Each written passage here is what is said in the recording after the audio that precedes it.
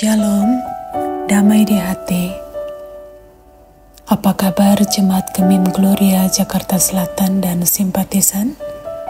Semoga kita dalam keadaan yang sehat, dan saya yakini kuasa kasih Tuhan senantiasa kita rasakan di sepanjang kehidupan kita, termasuk hari ini. Mari kita datang merenungkan firman Tuhan di pagi hari ini. Sebelumnya, mari kita berdoa. Bapa kami di dalam surga, dikuduskanlah nama-Mu. Izinkan kami datang menghadap tahta-Mu yang suci, berterima kasih yang tak terhingga atas penyertaan Tuhan. Mohon ampuni kami dari dosa, dan layakkanlah kami memohon Roh Kudus memampukan kami memahami bacaan Alkitab di hari ini, agar kami bukan hanya mengerti saja, tetapi kami punya pedoman hidup yang dapat mengantar kami, membentuk kami menjadi pribadi-pribadi yang senantiasa mengandalkan Tuhan. Di dalam nama Tuhan Yesus kami berdoa. Amin.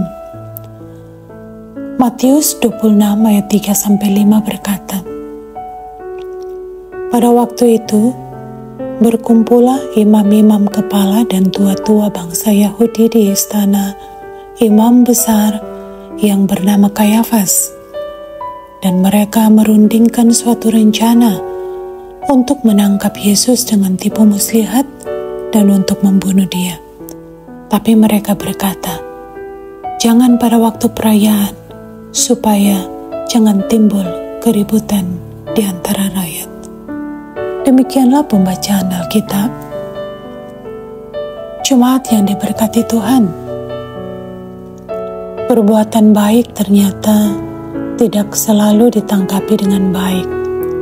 Apabila perbuatan baik yang kita lakukan mendatangkan ketidakpuasan bagi orang lain, maka rasa ketidakpuasan itu akan disambut dengan sikap yang memusuhi, bahkan penolakan. Keadaan inilah yang dialami oleh Yesus Kristus, yang dalam pelayanannya banyak melakukan hal-hal baik, tetapi menimbulkan kecemburuan bagi imam-imam kepala dan tua-tua bangsa Yahudi. Itulah sebabnya mereka berkumpul di istana imam besar Kayafas dan merundingkan cara membunuh Yesus. Mereka bersekongkol, berkonspirasi. Tipu muslihat ini menunjukkan bahwa mereka sebenarnya takut untuk melakukan rencana itu secara terang-terangan. Namun sangat disayangkan, ketakutan mereka bukan kepada Tuhan Allah, tapi kepada orang banyak. Padahal mereka adalah pimpinan agama Yahudi yang seharusnya lebih menampakkan hidup takut kepada Tuhan Allah dan menghormati perayaan Paskah sebagai perayaan syukur dan bukan merancangkan sesuatu yang jahat. Itulah sebabnya mereka katakan jangan pada waktu perayaan, supaya jangan timbul keributan di antara rakyat.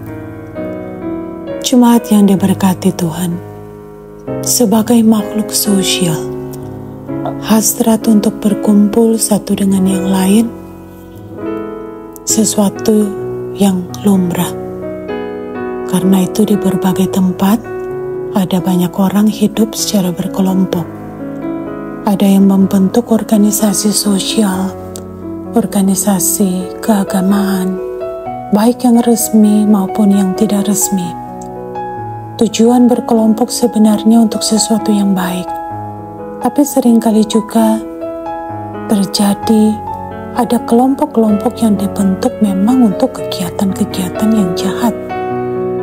sebab itu kita perlu berhati-hati, karena ketika kita membangun satu komunitas dengan tujuan baik, tapi jika disusupi oleh satu atau segelintir orang dengan pikiran negatif, maka itu dapat mempengaruhi tujuan awal dari kita membentuk satu perkumpulan atau organisasi. Oleh sebab itu, melalui firman Tuhan hari ini, mari kita menjadikan pertemuan-pertemuan dalam keluarga kita untuk selalu mempercakapkan hal-hal yang baik dan bersifat positif demi kebaikan bersama dan hidup untuk memuliakan Tuhan Allah. Marilah kita hidup sebagai keluarga Kristen yang tidak hanya memikirkan diri sendiri, tapi memikirkan istri, suami, anak-anak, juga orang lain, dengan cara merundingkan sesuatu yang mendatangkan kebaikan bagi semua. Jemaat yang diberkati Tuhan, kita dipanggil untuk merenungkan bahwa kejahatan tidak pernah berkuasa atas rencana Tuhan. Meskipun rencana jahat manusia terkadang tampaknya kuat, tapi kehendak Tuhan akan tetap terwujud. Saat itu rencananya untuk keselamatan dunia melalui kematian dan kebangkitan Yesus tidak terbendung oleh tipu muslihat manusia. Orang yang terlibat dalam rencana jahat dapat merusak integritas dan moralitas hidupnya, membawa rencana jahat dan menyakiti orang lain, dapat mengakibatkan kegelisahan dan ketidakbahagiaan dalam diri pelakunya. Kehilangan kedamaian batin ini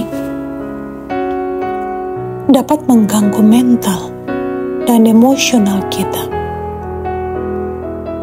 Oleh sebab itu, terlibat dalam aktivitas jahat dapat menghadirkan risiko hukum dan konsekuensi sosial yang serius.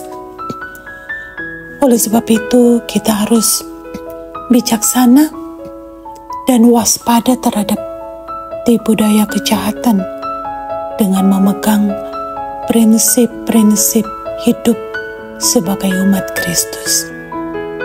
Mari kita belajar dari kejadian ini untuk tetap teguh dalam kebenaran, mempercayai bahwa Tuhan selalu memiliki rencananya yang lebih besar, meskipun terkadang kita tidak mengerti.